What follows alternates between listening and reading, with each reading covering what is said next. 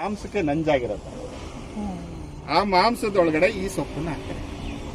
ಆ ಮಾಂಸದಲ್ಲಿರೋ ನಂಜು ತೆಗೀತದೆ ಅನ್ನೋದು ಅವ್ರ ಪರಿಕಲ್ಪನೆ. ಸಾಸಿವೆ ಸೊಪ್ಪು, ಸೊಪ್ಪು ನಮ್ಮ ಆಹಾರ ಅಂತ.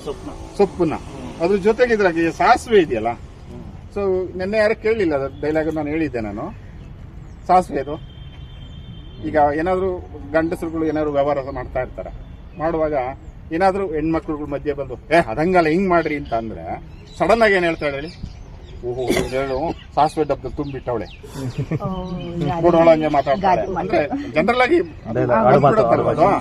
ಅದು ಸಾಸಿವೆ ಡಬ್ಬದಲ್ಲಿ ಏನೋ ಇಟ್ಟಿದ್ದಾಳೆ ಅಂತ. ಆಕ್ಚುಲಿ ಸಾಸಿವೆ ಡಬ್ಬದಲ್ಲಿ ನನ್ನ ತಾಯಿ ನಮ್ಮನೆ ಆರೋಗ್ಯ ಇಟ್ಕೊಂಡಿದ್ದಾಳೆ. ಇದು ನಮ್ಗೆ ಅರ್ಥ ಆಗಿಲ್ಲ. ನಮ್ಮ ಅಡಿಗೆ ಮನೇಲಿ ಇಟ್ಕೊಂಡಿದ್ದಾಳೆ.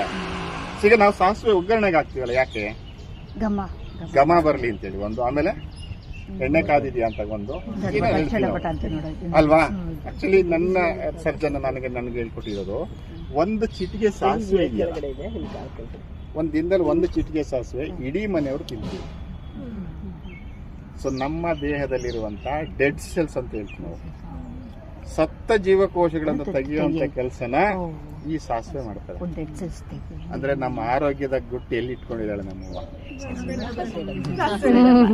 ಇದು ಅರ್ಥ ಆಗ್ಲಿಲ್ಲ. ನಾವು ದುಡ್ಡನ್ನಷ್ಟೇ ನೋಡಿದ್ವಿ, ಆರೋಗ್ಯವೇ ದೊಡ್ಡ ದುಡ್ಡು ಅಂತ ಅರ್ಥನೇ ಆಗಿಲ್ಲ ನಮಗೆ. ಸೊ ಇವು ನಮ್ಮ ಆಹಾರದ ಕಟ್ಟಕ್ಕೆ ಬರಬೇಕು ಅನ್ನೋದು ನಾನು